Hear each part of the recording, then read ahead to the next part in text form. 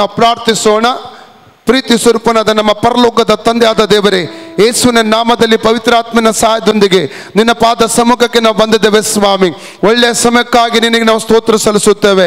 ನಿಮ್ಮನ್ನು ಆರಾಧಿಸುವಂತೆ ಕರ್ತನ ನಿನ್ನ ಭೋಜನದಲ್ಲಿ ಪಾಲ್ಗೊಳ್ಳುವಂತೆ ಕೃಪೆ ಮಾಡಿದ್ದಕ್ಕಾಗಿ ನಿನಗೆ ಸ್ತೋತ್ರ.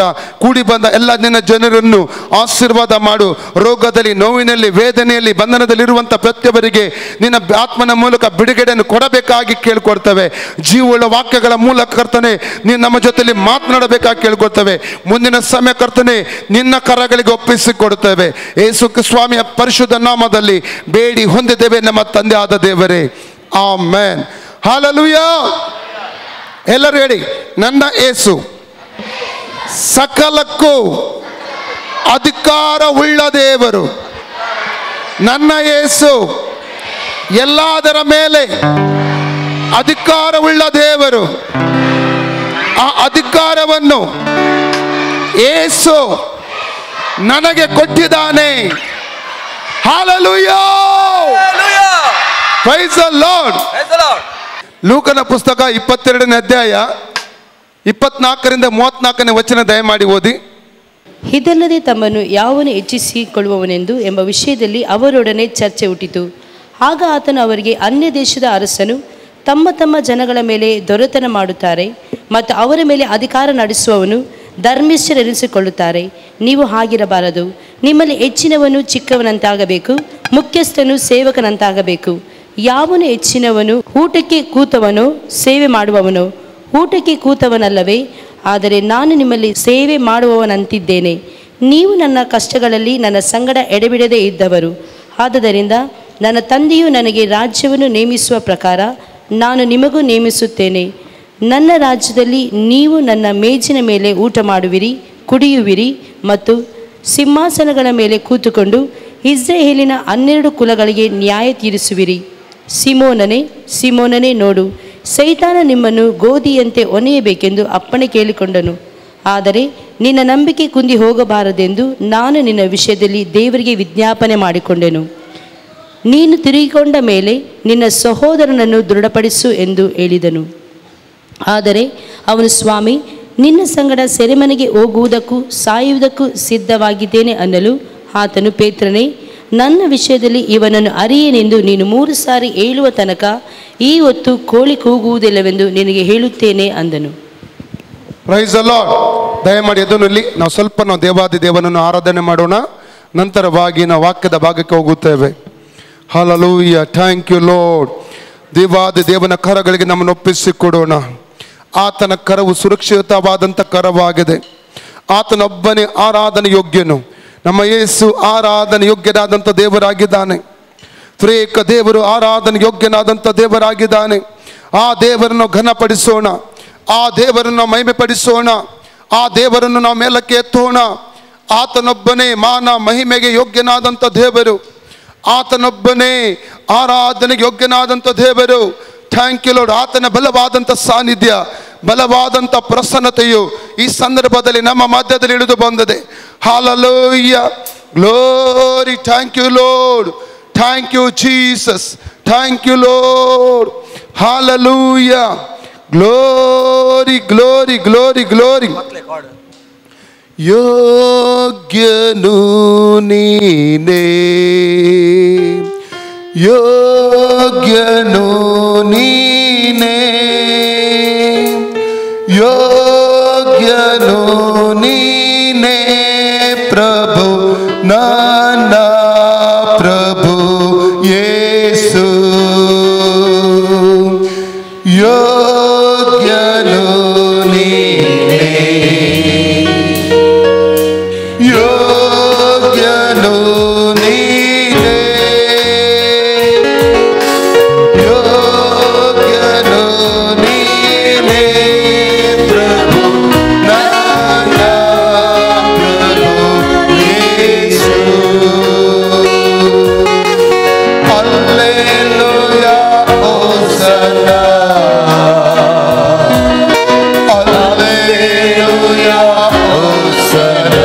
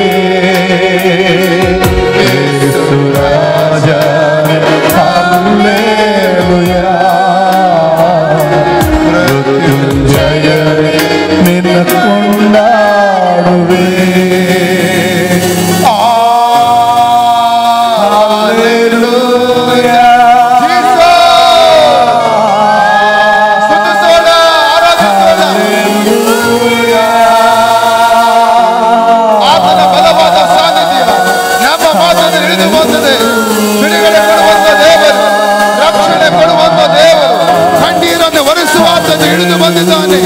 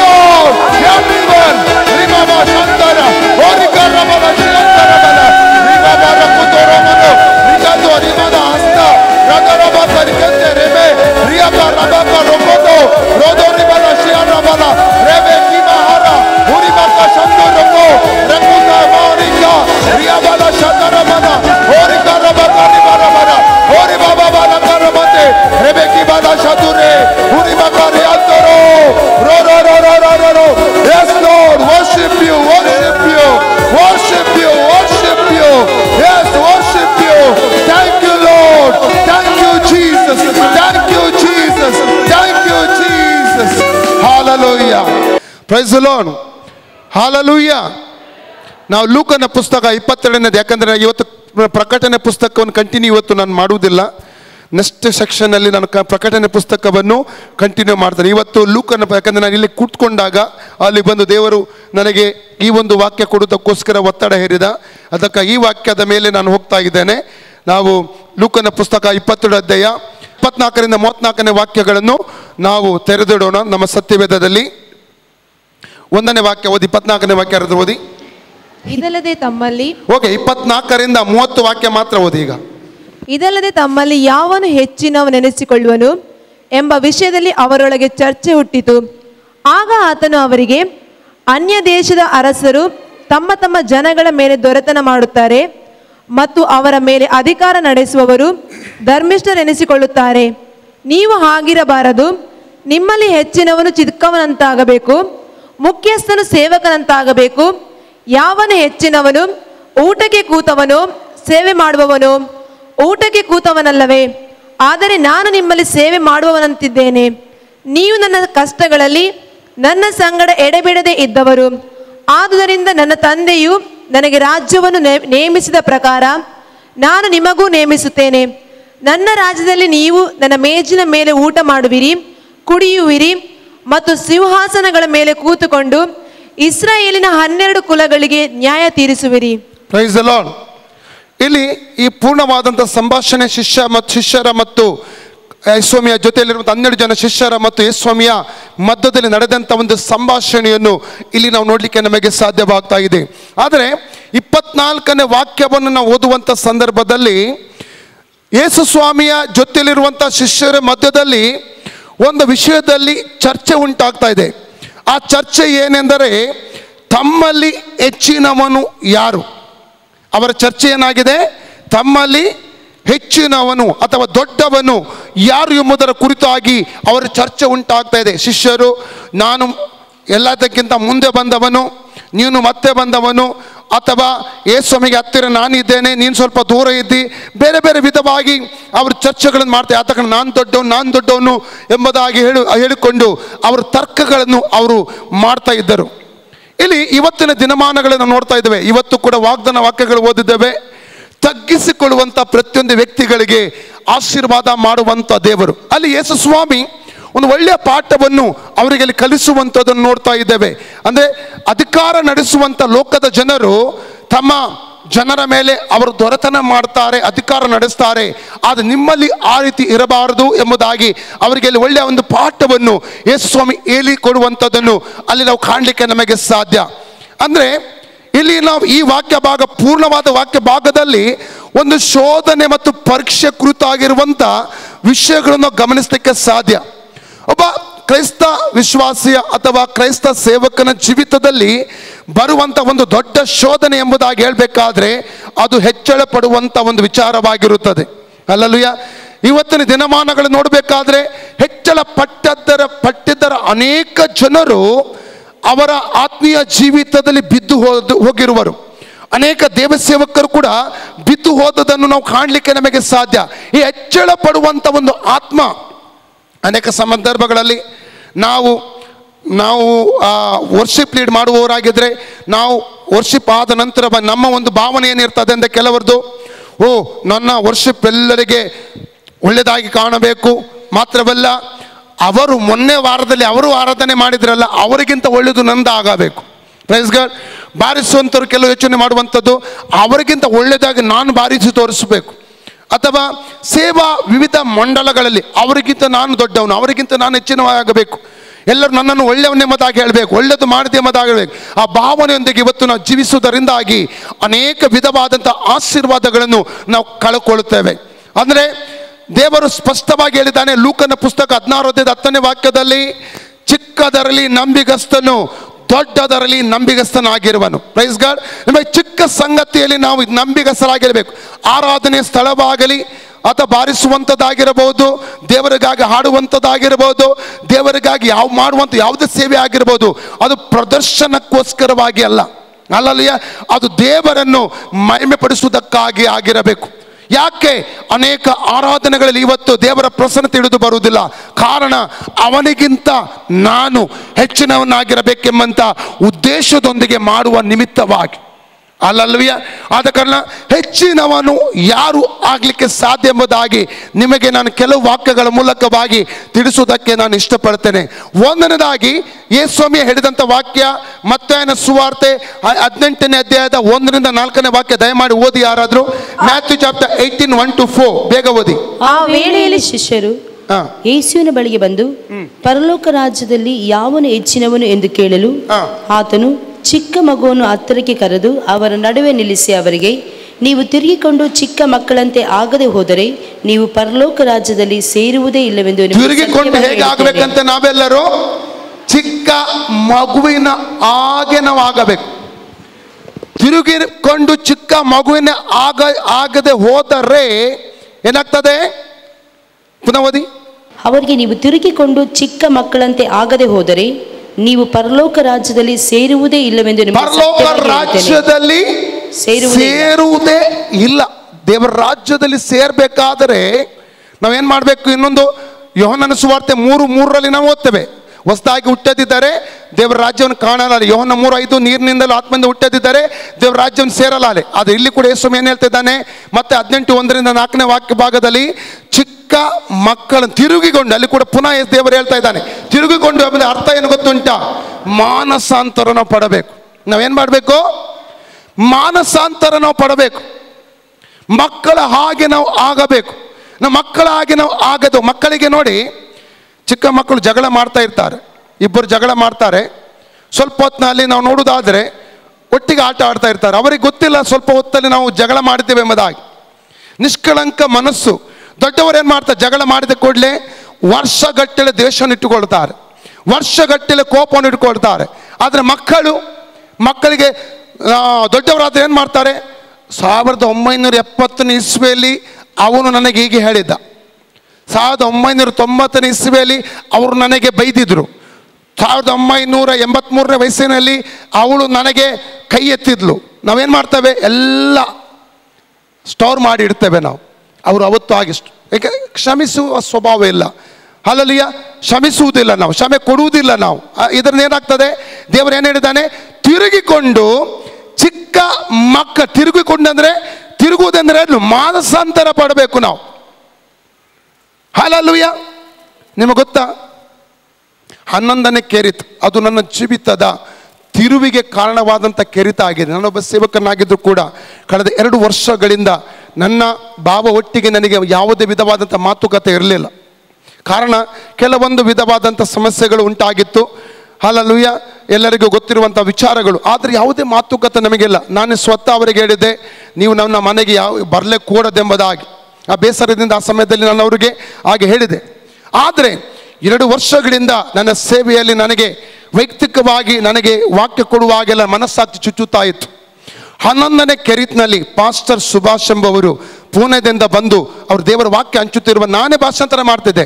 ಹೃದಯ ಒಡೆದು ಹೋಯಿತು. ನಂದು ಪಶ್ಚಾತ್ತಾಪ ಉಂಟಾಗಿ ಕಣ್ಣೀರು ನನ್ನಲ್ಲಿ ಬಂತು.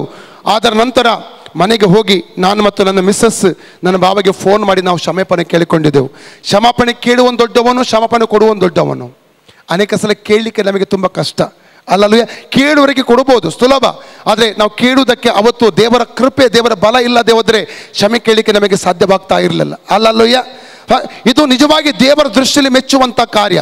ಇವತ್ತು ಅನೇಕ ಜನರು ಈ ಪರಸ್ಪರ ಕ್ಷಮೆ ಇಲ್ಲದೆ ಮನಸ್ಸಲ್ಲಿ ಮನಸ್ತಾಪ ಇಟ್ಟುಕೊಂಡು ಮನಸ್ಸಲ್ಲಿ ಕೈಗಳನ್ನು ಇಟ್ಟುಕೊಂಡು ಜೀವಿಸುವ ನಿಮಿತ್ತ ಅನೇಕರಿಗೆ ಆಶೀರ್ವಾದ ಆಗ್ತಾ ಇಲ್ಲ. ಆಶೀರ್ವಾದ ಇಲ್ಲ. ಕುಟುಂಬಗಳಲ್ಲಿ ಅಸಮಾಧಾನ, ಸಹೋದರರಲ್ಲಿ ಅಸಮಾಧಾನ, ಸಭೆಗಳಲ್ಲಿ ಅಸಮಾಧಾನ, ಕೆಲಸದ ಸ್ಥಳಗಳಲ್ಲಿ ಅಸಮಾಧಾನ. ಇವತ್ತು ನಮ್ಮ ಜೀವಿತ ಯಾವ ರೀತಿಯಲ್ಲಿ ಹೋಗ್ತಾ ಉಂಟು? ಯಾರಾದರೂ ಕ್ಷಮೆ ಕೊಡುವವರು ಕೊಟ್ಟವರು ಒಂದಾದರೆ ಕೆಲವರಿಗೆ ನೋಡಲಿಕ್ಕೆ ಆಗಲ್ಲ, ಅವ್ರು ಯಾಕೆ ಒಂದಾದರು? ಹಾಗೆ ನಮ್ಮ ಆತ್ಮೀಯ ಜೀವಿತ ಎಲ್ಲಿಗೆ ಹೋಗ್ತಾ ಇದೆ? ನಮ್ಮ ನಿಷ್ಕಳಂಕತೆ ಎಲ್ಲಿ ಉಂಟು? ಎಲ್ಲಿದೆ ನಮ್ಮ ಮನಸ್ಸು? ಎಲ್ಲಿದೆ ನಮ್ಮ ತಗ್ಗುತನ? ನಾವು ಯಾವ ಜೀವಿತ, ಯಾರ ಮನಸ್ಸು ನಮ್ಮಲ್ಲಿದೆ? ಫಿಲಿಪ್ಪಿ 2:5 ಏನು ಹೇಳ್ತದೆ? ಕ್ರಿಸ್ತನ ಮನಸ್ಸನ್ನು ಹೊಂದಿಕೊಳ್ಳಿರಿ. ಕ್ರಿಸ್ತನ ಮನಸ್ಸು ಹೊಂದಿದ್ದೇವಾ? ನಾವು ಕ್ಷಮೆ ಕೇಳ್ತಾ ಇನ್ನೊಬ್ಬರಿಗೆ ಕ್ಷಮೆ ಕೇಳುವವರಿಗೆ ನಾವು ಉತ್ಸಾಹ ಕೊಡ್ತಾ ಇದ್ದೇವೆ, ಕ್ಷಮೆ ಕೇಳಿ ಎಂಬುದಾಗಿ, ಒಂದಾಗಿ ಎಂಬುದಾಗಿ ಹೇಳ್ತಾವೆ. ಒಂದಾಗೋರು ನೋಡುವಾಗ ನಮಗೆ ಸಂತೋಷ ಆಗ್ತದ? ಒಂದೊಂದು ಸಂತೋಷ ಆಗದೆ ನಮ್ಮಲ್ಲಿ ಇರುವಂಥ ಆತ್ಮ ಯಾವುದು? ಸ್ವಲ್ಪ ಜ್ಞಾಪಕ ಮಾಡ್ಕೊಳ್ಳಿ. ಇಬ್ಬರು ದೂರ ದೂರ ಇದ್ದವರು ಒಂದಾಗುವಾಗ ನಾವು ಸಂತೋಷ ಪಡಬೇಕು. ಅಯ್ಯೋ ನೋಡಿ, ದೇವರ ಆತ್ಮನ ಕಾರ್ಯಲ್ಲಿ ನಡೆಯಿತು, ಹಲ್ಲೆಲೂಯ, ನಮಗೊಂದು ಮಾದರಿ ಆಯಿತು, ನಾವು ಕೂಡ ಆ ರೀತಿ ಮಾಡಬೇಕು, ಇನ್ನೊಬ್ಬರಿಗೆ ಪ್ರೋತ್ಸಾಹ ಮಾಡಬೇಕು. ಅವು ದೇವರ ಆತ್ಮ ಉಳ್ಳವರು ಮಾಡುವಂಥ ಕಾರ್ಯವಾಗಿದೆ. ಹಲ್ಲೆಲೂಯ, ಪ್ರೈಸ್ ದಿ ಲಾರ್ಡ್. ಆದ ಕಾರಣ 2 ವರ್ಷಗಳಿಂದ ಅವರೊಟ್ಟಿಗೆ ನಮಗೆ ಯಾವುದೇ ಸಂಪರ್ಕ ಇರಲಿಲ್ಲ. ಅದು 2 ವರ್ಷಗಳ ನಂತರವಾಗಿ ಅವರೊಟ್ಟಿಗೆ ದೇವರು ಒಂದು ಮಾಡಿದರು. ಹಲ್ಲೆಲೂಯ. ಅದು ನಾನು ನಿಮಗೆ ಹೇಳುವಂಥದ್ದು, ಯಾರಟ್ಟು ಕಹಿಯನ್ನು ಇಟ್ಕೊಳ್ಬೇಡ್ರಿ. ಕಹಿಯನ್ನು ಇಟ್ಕೊಳ್ಳುವುದರ ನಿಮಿತ್ತವಾಗಿ ನಮಗೆ ಆಶೀರ್ವಾದ ಸಿಗಲ್ಲ. ದೇವರ ವಾಕ್ಯದಲ್ಲಿ ಸ್ಪಷ್ಟವಾಗಿ ಓದ್ತೇವೆ. ಮತ್ತಾಯನ ಸುವಾರ್ತೆ 5ನೇ ಅಧ್ಯಾಯ 23 ಮತ್ತು 24ನೇ ವಚನ, ಮ್ಯಾಥ್ಯೂ ಚಾಪ್ಟರ್ 5 23-24 ಏನು ಹೇಳ್ತದೆ? ನಿನ್ನ ಕಾಣಿಕೆಯನ್ನು ಓದಿ ನೋಡುವ. ಆದ ಕಾರಣ ನೀನು ನಿನ್ನ ಕಾಣಿಕೆಯನ್ನು ಯಜ್ಞವೇದಿಯ ಹತ್ತಿರಕ್ಕೆ ತಂದಾಗ ನಿನ್ನ ಸಹೋದರನ ಮನಸ್ಸಿನಲ್ಲಿ ನಿನ್ನ ಮೇಲೆ ಏನೂ ವಿರೋಧವದೆ ಎಂಬುದು ನಿನ್ನ ನೆನಪಿಗೆ ಬಂದರೆ ನಿನ್ನ ಕಾಣಿಕೆಯನ್ನು ಆ ಯಜ್ಞವೇದಿಯ ಮುಂದೆಯೇ ಬಿಟ್ಟು ಹೋಗಿ ಮೊದಲು ನಿನ್ನ ಸಹೋದರನ ಸಂಗಡ ಒಂದಾಗು, ಆಮೇಲೆ ಬಂದು ನಿನ್ನ ಕಾಣಿಕೆಯನ್ನು ಕೊಡು. ಹಲ್ಲೆಲೂಯಾ, ಪ್ರೈಸ್ ದಿ ಲಾರ್ಡ್.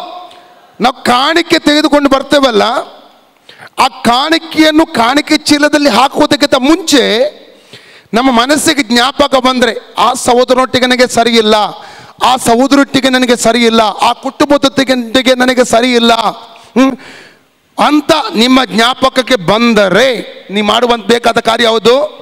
ಕಾಣಿಕೆ ಬಿಡಬೇಕು. ಮೊದಲು ಏನು ಮಾಡಬೇಕು? ಅವಳಿಗೆ ಸಂಧಾನವಾಗಬೇಕಂತ ಅವರ ವಾಕ್ಯ ಹೇಳ್ತಾ ಇದೆ.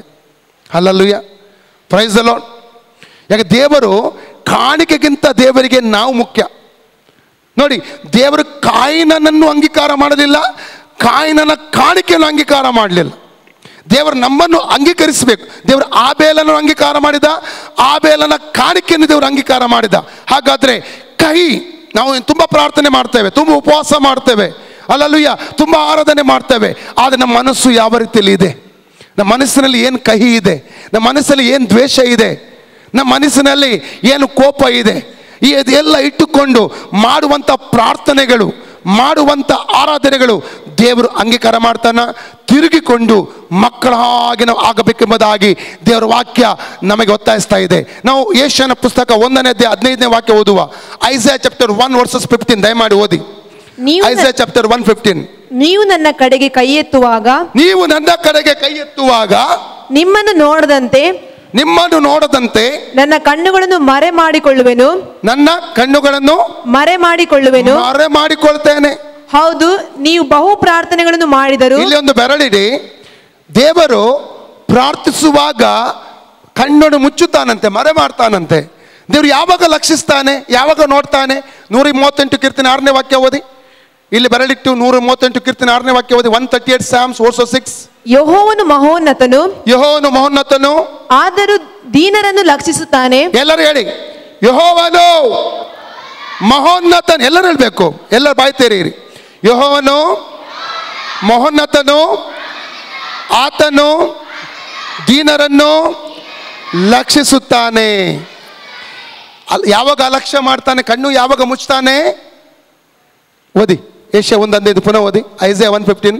ನೀವು ನನ್ನ ಕಡೆಗೆ ಕೈ ಎತ್ತುವಾಗ, ನಿಮ್ಮನ್ನು ನೋಡದಂತೆ ನನ್ನ ಕಣ್ಣುಗಳನ್ನು ಮರೆ ಮಾಡಿಕೊಳ್ಳುವೆನು.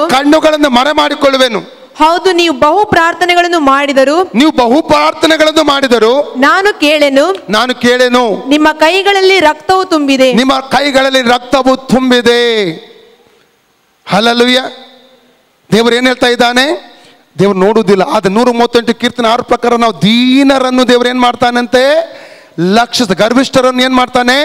ದೂರದಿಂದ ಗುರುತು ಹಿಡಿತಾನೆ. ಅವನು ಗರ್ವಿಷ್ಠನು, ಅವನು ತಗ್ಗದವನು, ಅವನು ತಗ್ಗಿಸಿಕೊಳ್ಳದವನು, ಅವಳು ತಗ್ಗಿಸಿಕೊಳ್ಳದವಳು, ಅವಳು ಪಶ್ಚಾತ್ತಾಪ ಪಡದವಳು, ಅವಳು ಕ್ಷಮೆ ಕೇಳದವಳು, ಅವಳು ಅವನು ಒಂದಾಗದವನು. ದೂರದಿಂದಲೇ ಗರ್ವಿಷ್ಠನ ಏನ್ ಮಾಡ್ತಾನೆ? ಗುರುತು ಹಿಡಿತಾನೆ. ಆದರೆ ದೀನರನ್ನು ಏನ್ ಮಾಡ್ತಾನಂತೆ? ಲಕ್ಷಿಸುತ್ತಾನೆ. ಎಷ್ಟು ಜನ ದೀನರಿದ್ದೀರಿ? ಅಲ್ಲಿ ಎಷ್ಟು ಜನ ದೀನರಾಗ್ಲಿಕ್ಕೆ ಇಷ್ಟಪಡ್ತೀರಿ? ಎಷ್ಟು ಜನ ದೀನರಾಗ್ಲಿಕ್ಕೆ ಇಷ್ಟಪಡ್ತೀರಿ? ಹಾಲಲ್ಲೂ ಎಷ್ಟು ಜನ ದೀನರಾಗ್ಲಿಕ್ಕೆ ಇಷ್ಟಪಡ್ತೀರಿ? ಹಾಲಲ್ಲೂಯ್ಯ. ನಾವು ಒಂದಾಗುವಾಗ, ಹಾಲಲ್ಲೂಯ್ಯ, ಕ್ಷಮೆ ಕೇಳುವಾಗ, ಕ್ಷಮೆ ಕೇಳಿಕೊಂಡ ನಂತರ ಅವರೊಂದಿಗೆ ಒಟ್ಟಾಗಿ ನಾವು ಜೀವಿಸುವಾಗ, ಅವರೊಂದಿಗೆ ಮುಂದಿನ ಅನ್ಯೋನ್ಯತೆ ಮುಂಚಿನ ಅನ್ಯೋನ್ಯತೆ ಜೀವಿಸುವಾಗ ದೇವರ ಆಶೀರ್ವಾದ ಅಲ್ಲಿ ಬರ್ತದೆ. 133ನೇ ಕೀರ್ತನೆ 1ನೇ ವಾಕ್ಯದಿಂದ ಓದೋಣ ದಯಮಾಡಿ. 133 Psalms verses 1 ಇಂದ ಓದಿ. ಆಹಾ, ಸಹೋದರರು ಒಂದಾಗಿರುವುದು ಎಷ್ಟೋ ಒಳ್ಳೆಯದು, ಎಷ್ಟೋ ಒಳ್ಳೆಯದು, ಎಷ್ಟೋ ರಮ್ಯವಾದದ್ದು. ಅದು ಆರೋನನ ತಲೆಯ ಮೇಲೆ ಹಾಕಲ್ಪಟ್ಟು ಅವನ ಗಡ್ಡದ ಮೇಲೆಯೂ ಅಲ್ಲಿಂದ ಅವನ ಅಂಗಿಗಳ ಕೊರಳಪಟ್ಟಿಯವರೆಗೂ ಹರಿದು ಬರುವ ಶ್ರೇಷ್ಠ ತೈಲದಂತೆಯೂ ಹೆರ್ಮೋನ್ ಪರ್ವತದಲ್ಲಿ ಹುಟ್ಟಿ ಚೀಯೋನ್ ಪರ್ವತದ ಮೇಲೆ ಬೀಳುವ ಮಂಜಿನಂತೆಯೂ ಇದೆ. ಅಲ್ಲಿ ಆಶೀರ್ವಾದವು ಜೀವವು. ಅಲ್ಲಿ ಏನಿರ್ತದೆ? ಸಹೋದರರು ಒಂದಾಗುವಾಗ ಏನಾಗ್ತದೆ? ಅಲ್ಲಿ ಆಶೀರ್ವಾದ ಜೀವ. ಎಲ್ಲ ರೆಡಿ? ಸಹೋದರರು ಒಂದಾಗುವಾಗ ಎಲ್ಲರೂ ಹೇಳ್ಬೇಕು, ಸಹೋದರರು ಒಂದಾಗುವಾಗ ಆಶೀರ್ವಾದವು ಜೀವವು ಉಂಟಾಗುತ್ತದೆ.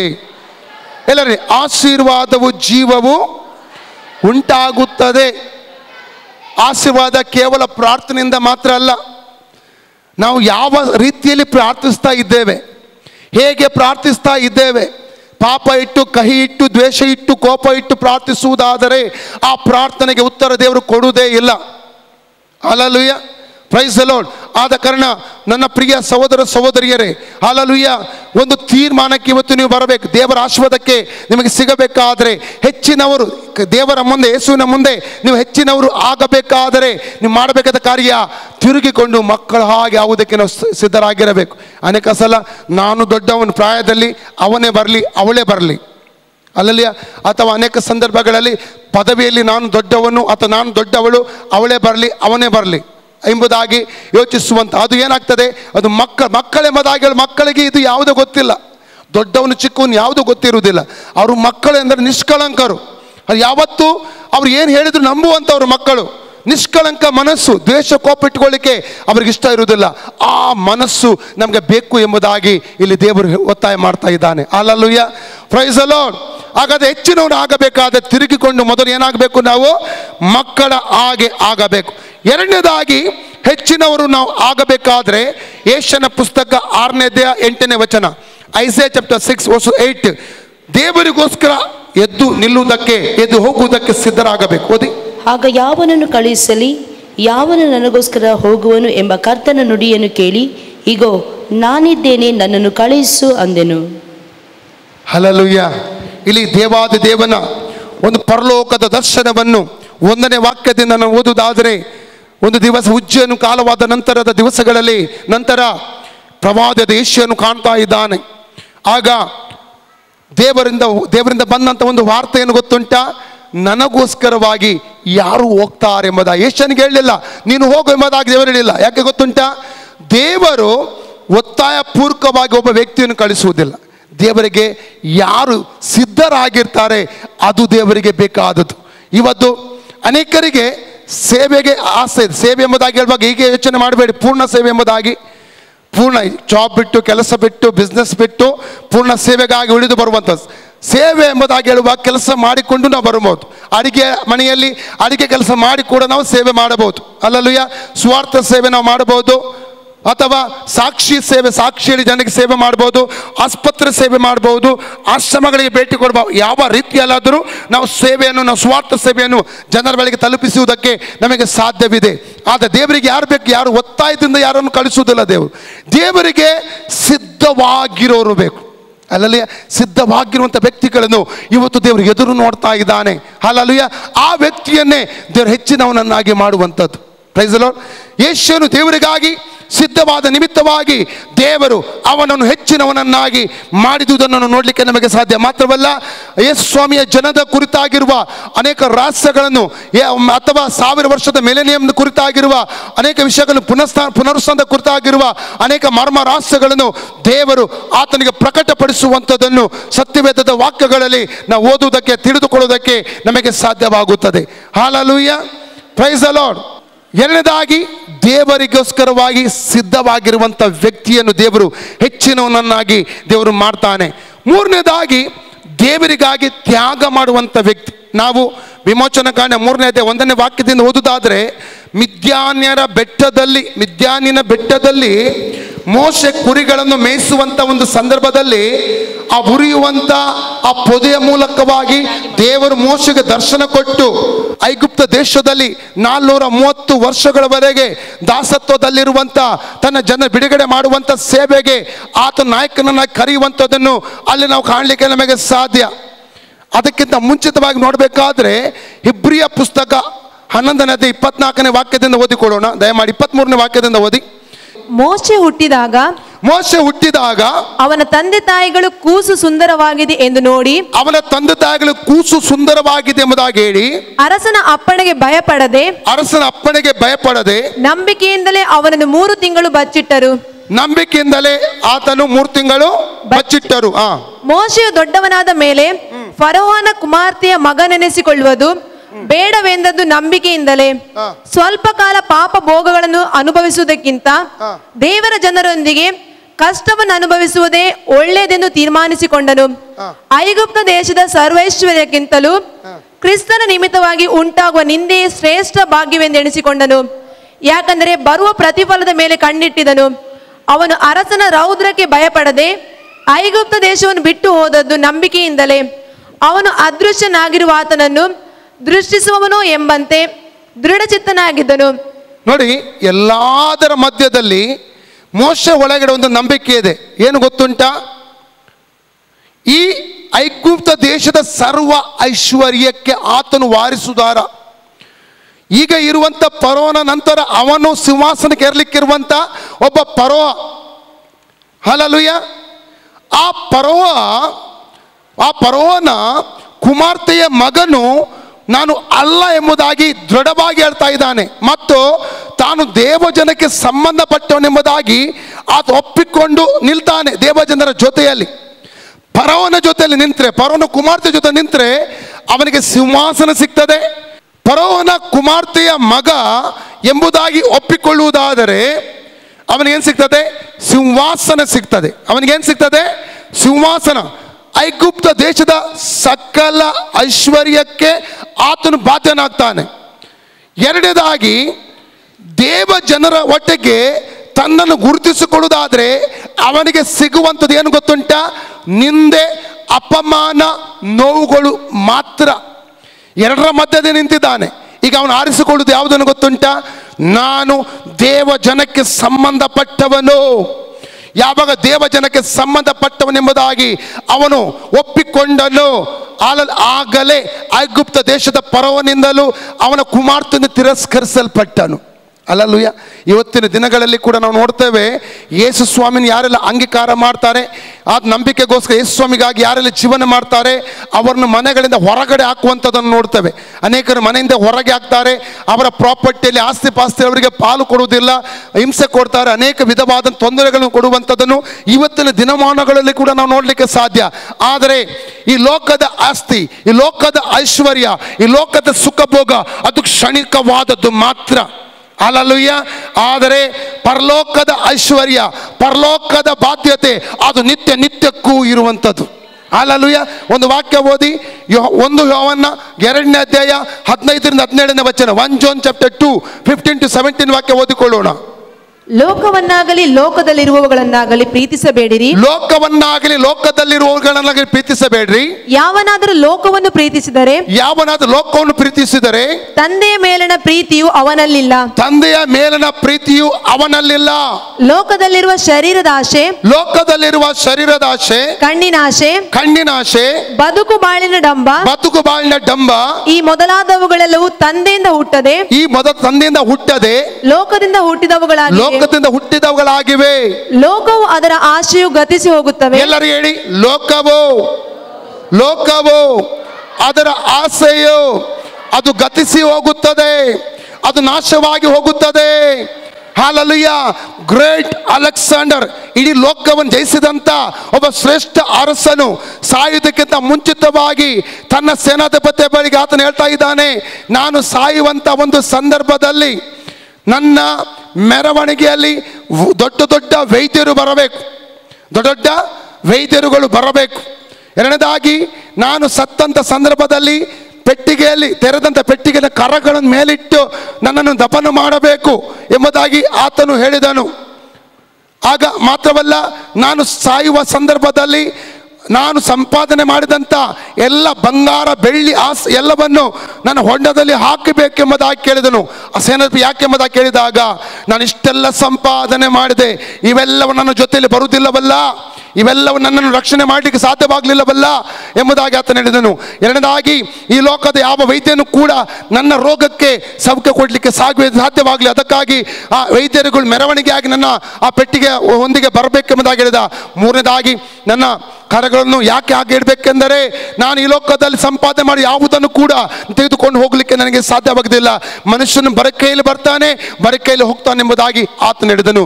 ಲೋಕವು ಅದರ ಆಸೆಯು ಅದು ಗತಿಸುವಂಥದ್ದಾಗಿದೆ. ಆದರೆ 17ನೇ ವಾಕ್ಯ 1 John 2:17 ಹೇಳ್ತದೆ, ದೇವರ ಚಿತ್ತವನ್ನು ನೆರವೇರಿಸುವನು, ಆತನು ಎಂದೆಂದಿಗೂ ಜೀವಿಸುವನು. ಎಲ್ಲರೂ ಹೇಳಿ, ದೇವರ ಚಿತ್ತವನ್ನು ನೆರವೇರಿಸುವವನು ಎಂದೆಂದಿಗೂ ಜೀವಿಸುವನು. Hallelujah, hallelujah. ಹಾಗಾದರೆ ಮೋಶೆಯನ್ನು ನಾವು ನೋಡ್ತಾ ಇದ್ದೇವೆ. ಶ್ರೇಷ್ಠವಾದಂಥ ತ್ಯಾಗದೊಂದಿಗೆ ಆತನು ದೇವರ ಸಮ್ಮುಖಕ್ಕೆ ಆತನು ಬಂದ. ಐಗುಪ್ತ ದೇಶವನ್ನು ಬಿಟ್ಟದ್ದು ಹೇಗೆ ಅಂತೆ? ನಂಬಿಕೆಯಿಂದ ಬಿಟ್ಟ. ನನ್ನ ದೇವರು ನನ್ನೊಂದಿಗಿದ್ದಾನೆ, ನನ್ನ ದೇವರು ನನ್ನ ನಡೆಸುತ್ತಾನೆ, ನನ್ನ ದೇವರು ನನ್ನನ್ನು ಆಶೀರ್ವಾದ ಮಾಡ್ತಾನೆ, ನನ್ನ ದೇವರು ಯಾವತ್ತೂ ಕೈ ಬಿಡಲ್ಲ. ಆ ನಂಬಿಕೆಯೊಂದಿಗೆ ಆತನ ಐಗುಪ್ತ ದೇಶವನ್ನು ಬಿಟ್ಟು ಆತ ಮಿದ್ಯಾನಿಗೆ ಹೋದದ್ದನ್ನು ಅಲ್ಲಿನ ಕಾಣ್ತವೆ. ಆ ನಂಬಿಕೆ ದೇವರು ನೋಡಿದನು. ಅಲ್ಲಿಯ ಮಿದ್ಯಾನಿನ ಬೆಟ್ಟದಲ್ಲಿ 40 ವರ್ಷಗಳ ನಂತರ ದೇವರು ಆತನಿಗೆ ದರ್ಶನವನ್ನು ಕೊಟ್ಟು ತನ್ನ ಸೇವೆಗೆ ಕರೆಯುವಂಥದ್ದು ನೋಡ್ತೇವೆ. ನೋಡಿ, ಅಲ್ಲಿ ಐಗುಪ್ತ ದೇಶ, ಅಲ್ಲಿಯ ಫರೋನ ಸೇನೆ ಆಗಿರಬಹುದು, ಅಲ್ಲಿಯ ಪ್ರಜೆಗಳಾಗಿರಬಹುದು, ಮೋಶೆಯನ್ನು ಝೀರೋ ಮಾಡಿದವು. ಹಲ್ಲೆಲೂಯಾ. ಆದರೆ ಪರಲೋಕದ ದೇವರು ತನಗಾಗಿ ಬಂದಂಥ ಭಕ್ತನನ್ನು ಹೆಚ್ಚಿನವನನ್ನಾಗಿ, ಹೀರೋವನ್ನಾಗಿ ಮಾಡಿದನು. ಹಲ್ಲೆಲೂಯಾ. ಹೆಚ್ಚಿನವನಾಗಬೇಕಾದರೆ ಯಾವ ತ್ಯಾಗಕ್ಕೂ ನಾವು ಸಿದ್ಧವಾಗಿರಬೇಕು ಪ್ರಿಯರೇ. ಮತ್ತು 4ನೇದಾಗಿ ನಾವು ಮುಂದಕ್ಕೆ ನೋಡುವುದಾದರೆ, ದಾನಿಯೇಲನ ಪುಸ್ತಕಕ್ಕೆ ಬರುವಾಗ ವೈರಾಗ್ಯ, ದೇವರಿಗಾಗಿ ಒಂದು ವೈರಾಗ್ಯ ನಮಗೆ ಬೇಕು. 3ನೇ ಅಧ್ಯಾಯ ದಾನಿಯೇಲನ ಪುಸ್ತಕದಲ್ಲಿ ಓದುವುದಾದರೆ, ನೆಬೂಕದ್ನೆಚ್ಚರನ ಅರಸನು 6 ಮೀಟರ್ ಅಗಲ 27 ಮೀಟರ್ ಉದ್ದದ ಎತ್ತರದ ಒಂದು ಮೂರ್ತಿಯನ್ನು ಮಾಡಿ ಇದಕ್ಕೆಲ್ಲರೂ ದೇವರಿಂದ ಆರಾಧನೆ ಮಾಡಬೇಕೆಂಬುದಾಗಿ ಹೇಳಿದಾಗ, ದಾನಿಯೇಲನು ಸತ್ಯ ಗೊತ್ತಿದ್ದವನು, ಶದ್ರಕ್ ಮೇಷಕ್ ಅಬೇದ್ನೆಗೋ ಸತ್ಯವನ್ನು ಗೊತ್ತಿದ್ದವರು, ಅವರು ಮೂರ್ತಿ ಪೂಜೆ ಮಾಡಲಿಕ್ಕೆ ಅವರು ಮುಂದೆ ಹೋಗಲಿಲ್ಲ.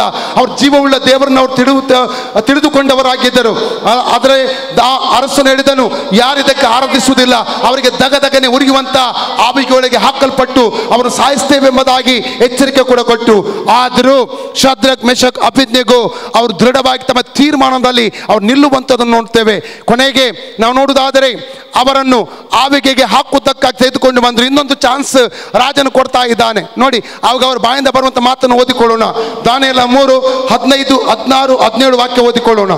ಹೀಗಲಾದರೂ ನೀವು ಚಿತ್ತವಾಗಿದ್ದು ತುತ್ತೂರಿಕೊಳ್ಳಲು ಕಿನ್ನರಿ, ತಂಬೂರಿ, ವೀಣೆ, ವಾಲಗ ಮುಂತಾದ ಸಕಲ ವಾದ್ಯಗಳ ಧ್ವನಿಯನ್ನು ಕೇಳಿದ ಕೂಡಲೇ ಅಡ್ಡಬಿದ್ದು ನಾನು ನಿಲ್ಲಿಸಿದ ಪ್ರತಿಮೆಯನ್ನು ಪೂಜಿಸಿದರೆ ಸರಿ, ಇಲ್ಲವಾದರೆ ತಕ್ಷಣ ದಗದಗನೆ ಉರಿಯುವ ಅವಿಗೆಯೊಳಗೆ ಹಾಕಲ್ಪಡುವಿರಿ. ನಿಮ್ಮನ್ನು ನನ್ನ ಕೈಯೊಳಗಿಂದ ಬಿಡಿಸಬಲ್ಲ ದೇವರು ಯಾರು ಎಂದು ಹೇಳಿದನು. ಇದನ್ನು ಕೇಳಿ ಶದ್ರಕ್ ಮೇಷಕ್ ಅಬೇದ್ನೆಗೋ ಇದಕ್ಕೆ ಹೇಳಿ ಶದ್ರಕ್ ಮೇಷಕ್ ಅಬೇದ್ನೆಗೋ ಉತ್ತರ ಕೊಡ್ತಾ ಇದ್ದಾರೆ. ನೋಡಿ, ರಾಜನೇ ನೆಬೂಕದ್ನೆಚ್ಚರನೇ, ಈ ವಿಷಯದಲ್ಲಿ ನಾವು ನಿನಗೆ ಏನು ಹೇಳಬೇಕಾಗಿಲ್ಲ. ನಾವಂತೂ ಈ ಮೂರ್ತಿಗೆ ಅಡ್ಡ ಬಿಡುವುದಿಲ್ಲ. ಅರಸೇ, ನಾವು ಸೇವಿಸುವಂತ ದೇವರಿಗೆ ಚಿತ್ತವಿದ್ದರೆ ಆತನು ದಗದಗನೆ ಉರಿಯುವ ಹವಿಗೆಯೊಳಗಿಂದ ನಮ್ಮನ್ನು ಬಿಡಿಸಬಲ್ಲ. ನಾವಾದ್ರೆ ಏನ್ ಹೇಳ್ತಾ ಇದ್ದೇವೆ? ಈ ರೋಗದಿಂದ, ಈ ನೋವಿನಿಂದ ಯೇಸು ನನಗೆ ಬಿಡುಗಡೆ ಕೊಡದಿದ್ರೆ ಇನ್ನು ಮುಂದೆ ಚರ್ಚಿಗೇನು ಹೋಗುವುದಿಲ್ಲ, ಇನ್ನು ಮುಂದೆ ಬೈಬಲೇ ಓದುವುದಿಲ್ಲ, ಇನ್ನು ಮುಂದೆ ದೇವರನ್ನ ಆರಾಧನೆ ಮಾಡುವುದಿಲ್ಲ ಎಂಬುದಾಗಿ ಹೇಳ್ತಿದ್ದೇವೆ. ಏನೋ ಗೊತ್ತಿಲ್ಲ ನನಗೆ. ಆದ್ರೆ ಅವರೇನು ಹೇಳ್ತಿದ್ದಾರೆ? ದೇವರಿಗೆ ಬಿಡುಗಡೆ ಮಾಡುವ ಚಿತ್ತ ಇಲ್ಲದಿದ್ದರೂ ಕೂಡ ನಿನ್ನ ಮೂರ್ತಿಗಂತೂ ನಾವು ಆರಾಧಿಸುವುದು. ಅದ್ರ ಅರ್ಥ ಏನು ಗೊತ್ತುಂಟ? ದೇವರನ್ನು ಸರಿಯಾಗಿ ಅವ್ರು ತಿಳಿದಿದ್ದರು. ಹಲ್ಲೆಲೂಯಾ.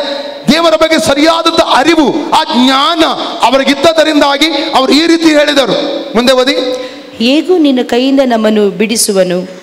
ಅವರಿಗೆ ಇನ್ನೊಂದು ನೋಡಿ, ಹೇಗಾದ್ರೂ ದೇವರಿಗೆ ನಿನ್ನ ಕೈಯಿಂದ ಬಿಡುಗಡೆ ಮಾಡಲಿಕ್ಕೆ ನನ್ನ ದೇವರಿಗೆ ಸಾಧ್ಯವಿದೆ. ಆದರೆ ಚಿತ್ತ ಇಲ್ಲದಿದ್ದರೂ ನಿನ್ನ ಕೈಯಿಂದ ಬಿಡಿಸುವಂಥದ್ದು ನಾವಂತೂ ನೀನು ಮಾಡಿದಂಥ ಮೂರ್ತಿಗೆ ಯಾವತ್ತೂ ಅಡ್ಡ ಬೀಳುವುದಿಲ್ಲ ಎಂಬುದಾಗಿ ಖಡಖಂಡಿತವಾಗಿ ಇವತ್ತು ನೋಡ್ತಾ ಅವರಲ್ಲಂತೂ ಒಂದು ವೈರಾಗ್ಯ ದೇವರಿಗೋಸ್ಕರ ಇರುವಂಥ ಒಂದು ವೈರಾಗ್ಯನ ನೋಡ್ತೇವೆ. ದಾನಿಯೇಲನ ಪುಸ್ತಕ 6:1-4 ವಾಕ್ಯ ಓದುವಾಗ, ಡ್ಯಾನಿಯಲ್ ಚಾಪ್ಟರ್ 6 1-4 ವಾಕ್ಯ ಓದುವಾಗ, ದಾನಿಯೇಲನ ಮೇಲೆ ಕೆಲವು ಅಧಿಕಾರಿಗಳು ಹೊಟ್ಟೆ ಕಿಚ್ಚು.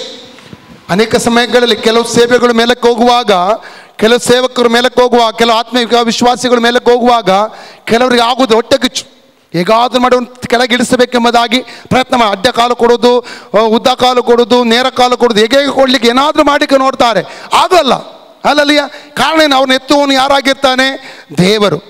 ಅವ್ರ ಮುಂದೆ ಒಂದು ಬಾಗಿಲು ತೆರೆದ್ರೆ ಪ್ರಕಟಣೆ 3:7-8 ಹೇಳ್ತದೆ, ಯಾರು ಮುಷ್ಟಕ್ಕೆ ಸಾಧ್ಯವಿಲ್ಲ. Praise God. ದೇವರು ತೆರೆದ ಬಾಗಿಲನ್ನು ಮನುಷ್ಯ ಮುಷ್ಟಕ್ಕೆ ನೋಡಿದೆ. ಯೇಸುವೆ ಒಂದು ಮಾತಾಡಿದ್ದಾನೆ ಗೊತ್ತುಂಟಾ? ಮತ್ತಾಯ 21:44 ವಾಕ್ಯ ಓದಿ. ಮ್ಯಾಥ್ಯೂ 21:44. ಈ ಕಲ್ಲಿನ ಮೇಲೆ ಬೀಳುವವನು ತುಂಡು ತುಂಡಾಗುವನು. ಇದು ಯಾರ ಮೇಲೆ ಬೀಳುತ್ತದೋ ಅವನನ್ನು ಪುಡಿ ಪುಡಿ ಆಗುವನು. ಇಲ್ಲಿಯವರೆಗೆ 2000 ಜನವರಿಂದ ಎಷ್ಟೋ ಜನರು ನಮ್ಮ ಮೇಲೆ ಬಿದ್ದರು. ಎಷ್ಟೋ ಕೇಸ್ಗಳು, ಎಷ್ಟೋ ಏನೆಲ್ಲ ಹೋರಾಟಗಳು, ಏನೆಲ್ಲ ಸೇವೆ ನಿಲ್ಲಿಸಬೇಕು, ಇವ್ರ ಮೇಲೆ ಹೋಗ್ಲಿಕ್ಕೆ ಬಿಡಬಾರ್ದು. ಯಾವಾಗ ನೋಡಿದ್ರೆ ಮಂತ್ರದ ಡಬ್ಬಿಗಳು ಇಲ್ಲಿ ಸಿಗುವುದು, ತಾಯತ್ತಗಳು ಸಿಗುವುದು, ಏನೆಲ್ಲ ತಗಡುಗಳು ಸಿಗುವುದು, ಏನೆಲ್ಲ ಸಿಗ್ತಾ ಇತ್ತು, ಎಲ್ಲ ಇತ್ತು. ಆದರೆ ಅವರು ಬಿದ್ದದ್ದು ಯಾರ ಮೇಲೆ ಗೊತ್ತುಂಟಾ? ಯೇಸು ಏನು ಹೇಳಿದ? ಆ ಪುಸ್ತಕತೆ 9ನೇ ಅಧ್ಯಾಯದಲ್ಲಿ 1ನೇ ವಾಕ್ಯದಿಂದ, ದಮಸ್ಕದ ಹಾದಿಯಲ್ಲಿ ಈ ಪೌಲನು ಯೇಸುವನ್ನು ನಂಬುವಂಥ ಜನರನ್ನು ತೊಂದರೆ ಮಾಡಲಿಕ್ಕೆ ಹೋಗುವಾಗ ಯೇಸು ದರ್ಶನ ಕೊಟ್ಟ. ಹೌದಾ? ದರ್ಶನ ಕೊಟ್ಟು ಕೇಳಿದ ಏನು? ನೀನು ಯಾರಂತ ಆತನ ಕೇಳಿದಾಗ ಪೌಲನು ಆತನೇದ, ನೀನು ಹಿಂಸೆ ಪಡಿಸುವಂಥ ಯೇಸು. ಹಾಗೆ ಹೇಳಿಲ್ಲ, ನನ್ನ ಜನರಿಗೆ ಹಿಂಸೆ ಕೊಡ್ತಾ ಇದ್ದೆ ಅಂತ ಹೇಳಿಲ್ಲ. ನೀನು ಆಗದೆ ದೇವ ಜನರಿಗೆ ಹಿಂಸೆ ಕೊಟ್ಟರೆ ಯಾರಿಗೆ ಹಿಂಸೆ ಕೊಟ್ಟ ಹಾಗೆ? ಜಕರ್ಯ 2:8 ಏನು ಹೇಳ್ತದೆ? ನಿನ್ನನ್ನು ತಾಕುವವನು ನಿನ್ನ ಕಣ್ಣುಗಟ್ಟುಗಳನ್ನು ತಾಕುವನು. ಹಾಗಾದ್ರೆ ಬೀಳುವವರು ಯಾರ ಮೇಲೆ ಬೀಳ್ತಾರೆ? ಯೇಸುವಿನ ಮೇಲೆ ಬೀಳ್ತಾರೆ. ಯೇಸುವಿನ ಮೇಲೆ ಬಿದ್ದರೆ ಏನಾಗ್ತಾರೆ? ಪುಡಿಯಾಗಿ ಹಾಕ್ತಾರಂತೆ. ಏನಾಗ್ತಾರೆ ಅವರು?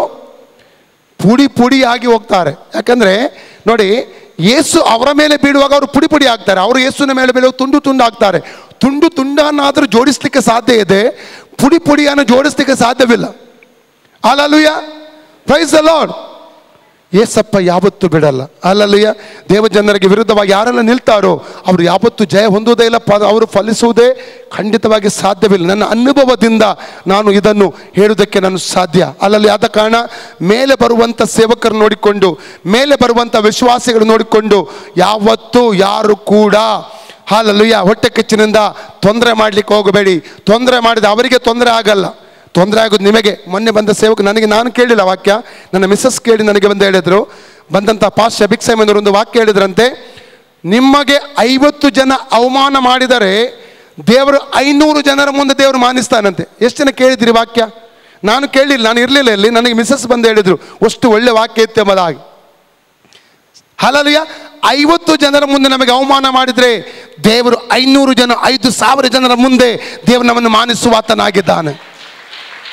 Hallelujah, praise the lord.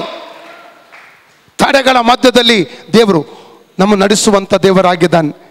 ನಮಗೆ ಪ್ರತಿಸ್ಪರ್ಧಿಗಳು ಬರಬೇಕು, ವಿರೋಧಿಸುವರು ಬರಬೇಕು, ತೊಂದರೆ ಮಾಡೋರು ಬರಬೇಕು. ಆಗಲೇ ನಮ್ಮ ದೇವರ ಶಕ್ತಿ, ದೇವರ ಬಲ ಏನೆಂಬುದಾಗಿ ಆವಾಗಲೇ ಪ್ರಕಟವಾಗುವುದು, ಆವಾಗಲೇ ಗೊತ್ತಾಗುವಂಥದ್ದು. ಹಲ್ಲೆಲೂಯಾ. ಫರೋ ಎದ್ದಾಗಲೇ ಅಲ್ಲಿಯ ಜನರಿಗೆ ಗೊತ್ತಾಯಿತು ದೇವರು, ಸತ್ಯ ದೇವರು ಯಾರು ಎಂಬುದಾಗಿ. ನೋಡಿ, ಆ ವಿಮೋಚನೆಗಳ 10:1-2 ವಾಕ್ಯ ಓದಿ. ಎಕ್ಸೋಡಸ್ ಚಾಪ್ಟರ್ 10:1-2 ಓದಿ ನೋಡುವ. ತರುವಾಯ ಯೆಹೋವನು ಮೋಶೆಗೆ ಇಂತೆಂದನು, ಫರೋವನ ಬಳಿಗೆ ತಿರುಗಿ ಹೋಗು. ನಾನು ಫರೋವನ ಮತ್ತು ಅವನ ಪರಿವಾರದವರ ಮುಂದೆ ಈ ಮಹತ್ ಕಾರ್ಯಗಳನ್ನು ನಡೆಸುವುದಕ್ಕೆ ಆಸ್ಪದವಾಗುವುದು. ಫರೋವನು ಕಠಿಣವಾಗದೆ ಹೋದರೆ, ಫರೋವನು ಇಸ್ರೇಲಿಗೆ ವಿರುದ್ಧವಾಗಿ ಬರದೆ ಹೋದರೆ ದೇವರಿಗೆ ಅದ್ಭುತ ಮಾಡಲಿಕ್ಕೆ ಆಸ್ಪದ ಇದೆಯಾ? ಒಬ್ಬ ಫರೋವನು ನಿಮಗೆ ವಿರುದ್ಧವಾಗಿ ಹೇಳಲೇಬೇಕು, ಅದು ಒಳ್ಳೆಯದಕ್ಕಾಗಿ. ಹಲ್ಲೆಲೂಯಾ. ನಮ್ಮ ದೇವರಿಗೆ ಯಾರು, ಜೀವಿಸುವ ದೇವರು ಯಾರು ಎಂಬುದಾಗಿ ಅಲ್ಲಿ ಗೊತ್ತಾಗುವುದಕ್ಕೋಸ್ಕರವಾಗಿ. ಮುಂದೆ ಓದಿ. ಇಸ್ರಾಯೇಲರು ತಮ್ಮ ಮಕ್ಕಳಿಗೂ ಮೊಮ್ಮಕ್ಕಳಿಗೂ ನಾನು ಐಗುಪ್ತರ ನಡುವೆ ನಡೆಸಿರುವ ಮಹತ್ ಕಾರ್ಯಗಳನ್ನು ವಿವರಿಸಿ, ಯೆಹೋವನು ಐಗುಪ್ತರನ್ನು ತನಗೆ ಇಷ್ಟ ಬಂದಂತೆ ಆಡಿಸಿ ಶಿಕ್ಷಿಸಿದನು ಎಂಬುದಾಗಿ ತಿಳಿಸುವುದಕ್ಕೂ ನಾನು ಫರೋವನ ಹೃದಯವನ್ನು ಅವರ ಪರಿವಾರದವರ ಹೃದಯಗಳನ್ನು ಮೊಂಡು ಮಾಡಿದ್ದೇನೆ. ಇದಲ್ಲದೆ ಈ ಮಹತ್ ಕಾರ್ಯಗಳಿಂದ ನೀವು ನನ್ನನ್ನೇ ಯೆಹೋವನೆಂದು ತಿಳುಕೊಳ್ಳುವಿರಿ. ಹಲ್ಲೆಲೂಯಾ. 3 ಕಾರ್ಯಗಳು. ಒಂದು, ಫರೋವನು ಮುಂಡನಾಗಿ ಎದ್ದು ಬರುವುದಕ್ಕೆ ಒಂದು ಕಾರಣ ಯಾವುದಾಗಿದೆ? ದೇವರಿಗೆ ಆಸ್ಪದ ಆಗಬೇಕು ಅದ್ಭುತ ಮಾಡೋದಕ್ಕೆ. ಎರಡನೇ ಕಾರಣ ಏನಾಗಿದೆ? ಇಸ್ರೇಲ್ ಜನರು ತನ್ನ ಮಕ್ಕಳಿಗೆ ಮೊಮ್ಮಕ್ಕಳಿಗೆ ದೇವರ ಬಗ್ಗೆ ತಿಳಿಸುವುದಕ್ಕಾಗಿ. ಮೂರನೇ ಕಾರಣ ನಾನೇ ಯೆಹೋವನು, ನಾನೇ ದೇವರೆಂಬುದಾಗಿ ನೀವು ತಿಳಿದುಕೊಡುವುದಕ್ಕೋಸ್ಕರವಾಗಿ. ಹಲ್ಲೆಲೂಯಾ. ಹಾಗಾದರೆ ಒಬ್ಬ ಪರವು ನಿಮಗೆ ವಿರುದ್ಧವಾಗಿ ಎದ್ದು ಬರ್ತಾ ಇದ್ದಾನ, ಎದ್ದು ಬರಲಿ, ತೊಂದರೆ ಇಲ್ಲ.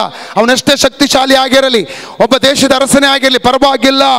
ಆದರೆ ಅವನು ಮಾತ್ರ ನಿಮ್ಮನ್ನು ಯಾವತ್ತೂ ಜಯಿಸಿ ನಿಲ್ಲುವುದೇ ಇಲ್ಲ.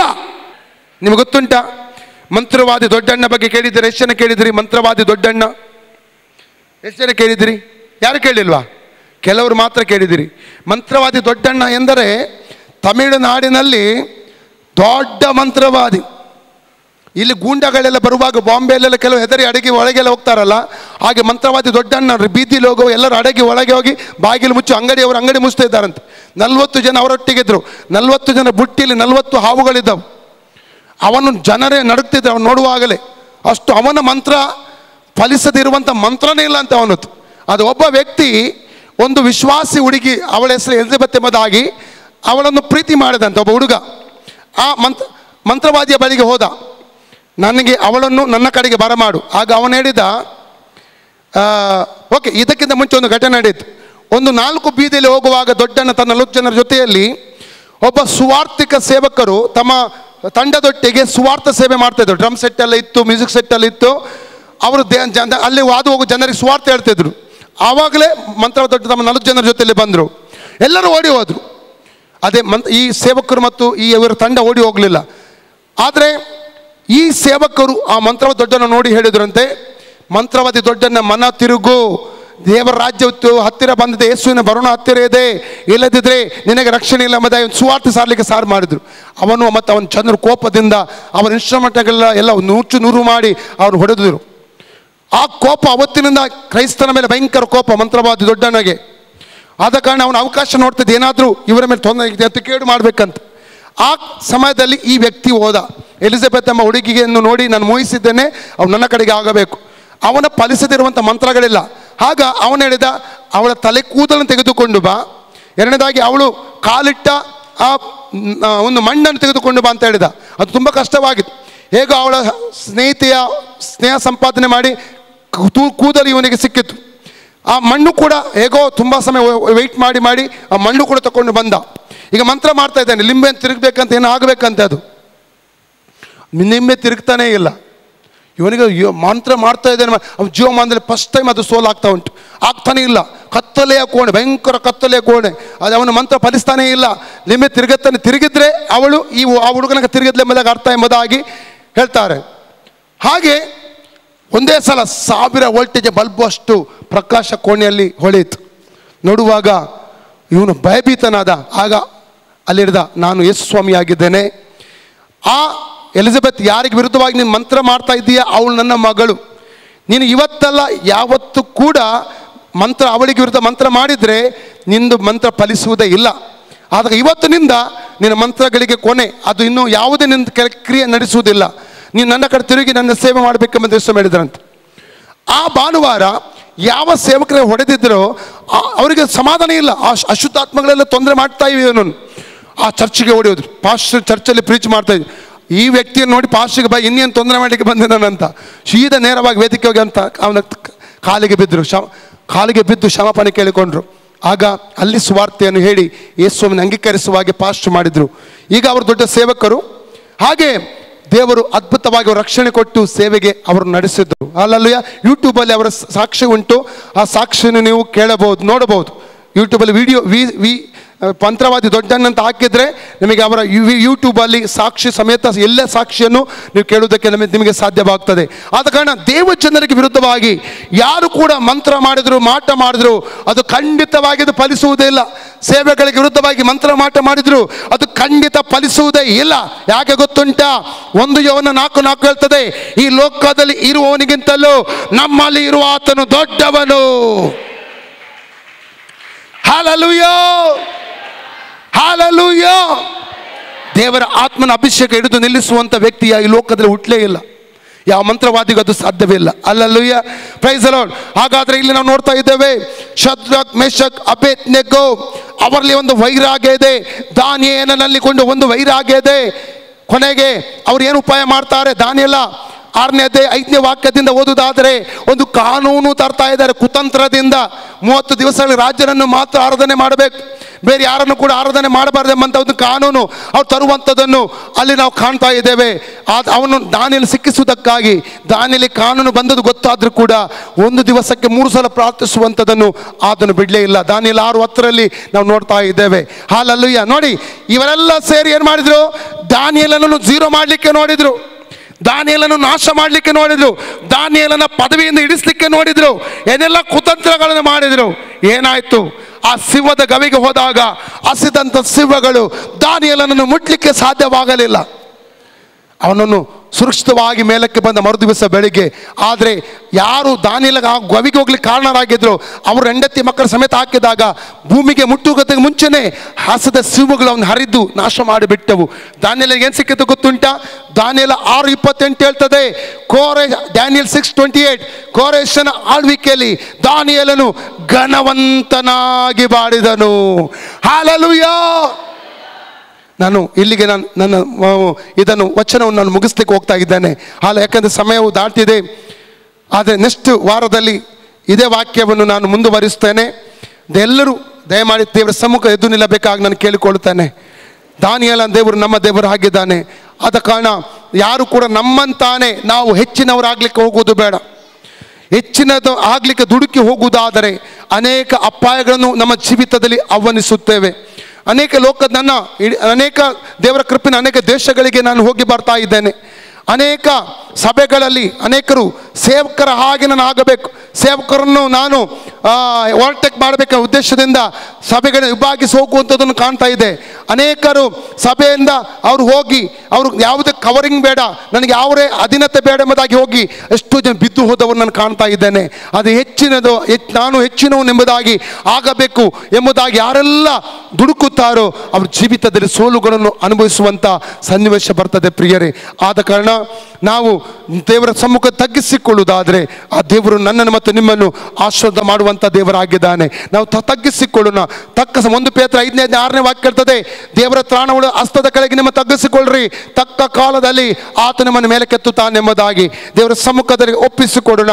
ಒಂದು ವೇಳೆ ಹಲ್ಲೆಲೂಯಾ ನೀವು ಒಪ್ಪಿಸಿಕೊಡುವುದಾದರೆ ನಾನು ತಗ್ಗಿಸಿಕೊಳ್ತೇನೆ, ನಾನು ಯಾರೊಟ್ಟಿಗೆ ಕ್ಷಮೆ ಕೇಳಿಕೊಬೇಕು ಅವರ ಬಳಿ ಹೋಗಿ ಕ್ಷಮಾಪಣೆ ಕೇಳಿಕೊಳ್ತೇನೆ. ಒಂದು ವೇಳೆ ಯಾರಾದರೂ ಕ್ಷಮೆ ಕೇಳಿಕೊಂಡು ಪರಸ್ಪರ ಒಂದಾಗುವುದಾದರೆ ಅದನ್ನು ನೋಡಿ ಉರಿಗೊಳ್ಳುವುದಿಲ್ಲ, ನಾನು ಅದು ನೋಡಿ ಹೊಟ್ಟೆ ಕಿಚ್ಚು ಪಡುವುದಿಲ್ಲ, ನಾನು ಸಂತೋಷ ಪಡ್ತೇನೆ. ದೇವರ ರಾಜ್ಯದಲ್ಲಿ ಒಂದು ಕಾರ್ಯ ನಡೀತಾ ಇದೆ, ಅಲ್ಲ ಇಬ್ಬರು ಒಂದಾಗ್ತಾ ಇದ್ದಾರಲ್ಲ, ಅವ್ರನ್ನ ಎನ್ಕರೇಜ್ ಮಾಡ್ತೇನೆ, ಪ್ರೋತ್ಸಾಹ ಮಾಡ್ತೇನೆ, ಅವರ ಬಗ್ಗೆ ಒಳ್ಳೆಯದನ್ನು ಮಾಡ್ತೇನೆ ಎಂಬುದಾಗಿ ನಾವು ತೀರ್ಮಾನ ತೆಗೆದುಕೊಳ್ಳೋಣ. ಹಲ್ಲೆಲೂಯಾ. ನಾವು ಒಂದಾಗುವುದಿಲ್ಲ, ನಾವು ಕ್ಷಮೆ ಕೇಳುವುದಿಲ್ಲ, ಕ್ಷಮೆ ಕೊಡುವುದಿಲ್ಲ, ಕೊಡುವವರಿಗೆ ನೋಡುವಾಗ ನಮಗೆ ಆಗುವುದಿಲ್ಲ. ಆ ಆತ್ಮದಿಂದ ಇವತ್ತು ನಾವು ಬಿಡುಗಡೆ ಹೊಂದಿಕೊಳ್ಳಬೇಕು. Hallelujah. Thank you Jesus, thank you Jesus. ನಮ್ಮಲ್ಲಿ ಆತ್ಮಿಕ ಗುಣ ಸ್ವಭಾವಗಳು ಬರಬೇಕು, ಪವಿತ್ರಾತ್ಮನ ಫಲಗಳು ನಮ್ಮಲ್ಲಿ ಬರಬೇಕು, ತಗ್ಗುತನ ನಮ್ಮಲ್ಲಿ ಬರಬೇಕು, ದೀನ ಸ್ವಭಾವ ನಮ್ಮಲ್ಲಿ ಬರಬೇಕು, ಕ್ಷಮೆ ಕೇಳುವಂಥ ಗುಣ ನಮ್ಮಲ್ಲಿ ಬರಬೇಕು, ಕ್ಷಮೆ ಕೊಡುವಂಥ ದೀನ ಸ್ವಭಾವ ನಮ್ಮಲ್ಲಿ ಬರಬೇಕು. ಅದಕ್ಕಾಗಿ ದೇವರ ಸಮ್ಮುಖದಲ್ಲಿ ನಮ್ಮನ್ನು ನಾವು ಒಪ್ಪಿಸಿಕೊಡೋಣ ಪ್ರಿಯರೇ. Thank you lord, thank you Jesus. Hallelujah. Glory glory glory glory. ಹಲ್ಲೆಲೂಯಾ. ದೇವರಿಗೆ ಕೇಳಿಕೊಂಡು, ದೇವರೇ ಆತ್ಮಿಕ ವ್ಯಕ್ತಿಯನ್ನಾಗಿ ನನ್ನನ್ನು ಮಾರ್ಪಡಿಸು. ಕೇಳಿಕೊಳ್ಳಿ. ಯೇಸುವೇ ನನ್ನ ಆತ್ಮಿಕನನ್ನಾಗಿ ಮಾರ್ಪಡಿಸು. ನನ್ನ ಯೋಚನೆಗಳು ಆತ್ಮಿಕವಾದಂಥ ನೆಲೆಯಲ್ಲಿ ಇರಲಿ ಸ್ವಾಮಿ. ನನ್ನ ಎಲ್ಲ ಆಲೋಚನೆಗಳನ್ನು ಆತ್ಮಿಕ ಆಲೋಚನೆಗಳನ್ನಾಗಿ ಮಾರ್ಪಡಿಸು ಸ್ವಾಮಿ. ಶರೀರದ ಹಾಗೆ ಒಂದು ಶರೀರದ ರೀತಿಯಲ್ಲಿ ಲೋಕದ ರೀತಿಯಲ್ಲಿ ನಾನು ಯೋಚನೆ ಮಾಡಬಾರ್ದು ಸ್ವಾಮಿ. ನಿನ್ನ ಆತ್ಮಿಕ ಗುಣ ಸ್ವಭಾವ ನನಗೆ ಕೊಡು ಸ್ವಾಮಿ. ನಿನ್ನ ಸ್ವಭಾವ ನನಗೆ ಕೊಡು ಸ್ವಾಮಿ. ನಿನ್ನ ಮನಸ್ಸು ನನಗೆ ಕೊಡು ಸ್ವಾಮಿ. ನಿನ್ನ ಹೃದಯ ನನಗೆ ಕೊಡು ಸ್ವಾಮಿ ಅಂತ ಕೇಳ್ಕೊಳ್ಳ್ರಿ. Hallelujah. Thank you lord, thank you Jesus. Oh glory glory glory. ಎಲ್ಲರೂ ಕಣ್ಣು ಮುಚ್ಚಿ ತಗ್ಗಿಸಿಕೊಳ್ಳ್ರಿ ತಲೆಯನ್ನು. ಇವತ್ತಿನ ವಾಕ್ಯಕ್ಕೆ ಯಾರೆಲ್ಲ ಒಪ್ಪಿಸಿಕೊಟ್ಟಿದ್ದೀರಿ? ನಾನು ತಗ್ಗಿಸಿಕೊಳ್ತೇನೆ.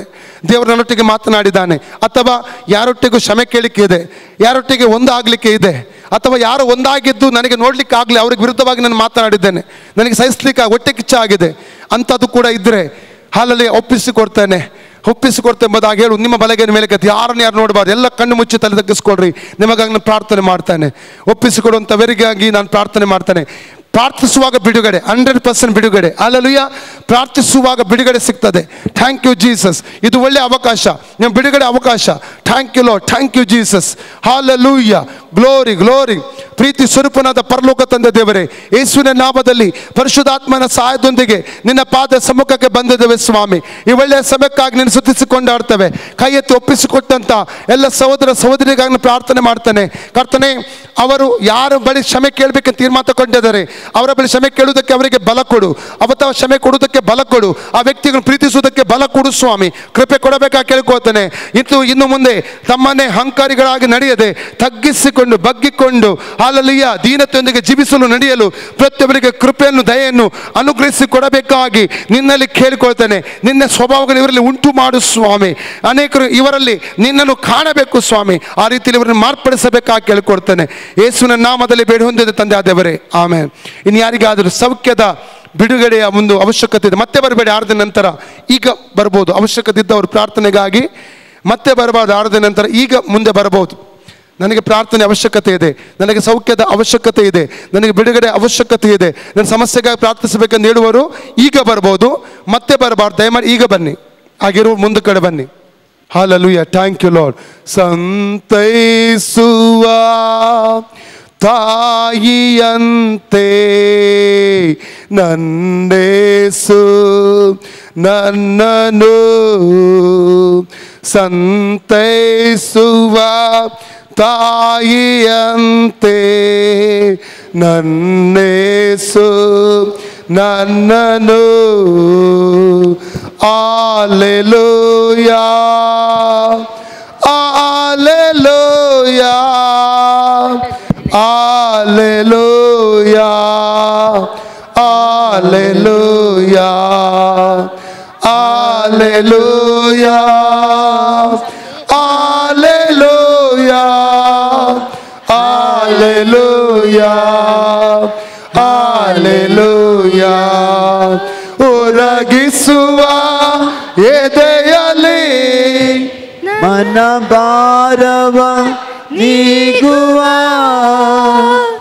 ಒರಗಿಸುವ ಎದೆಯಲ್ಲಿ ಮನ ಭಾರವ ನೀಗುವ, ಸಂತೈಸುವ ತಾಯಿಯಂತೆ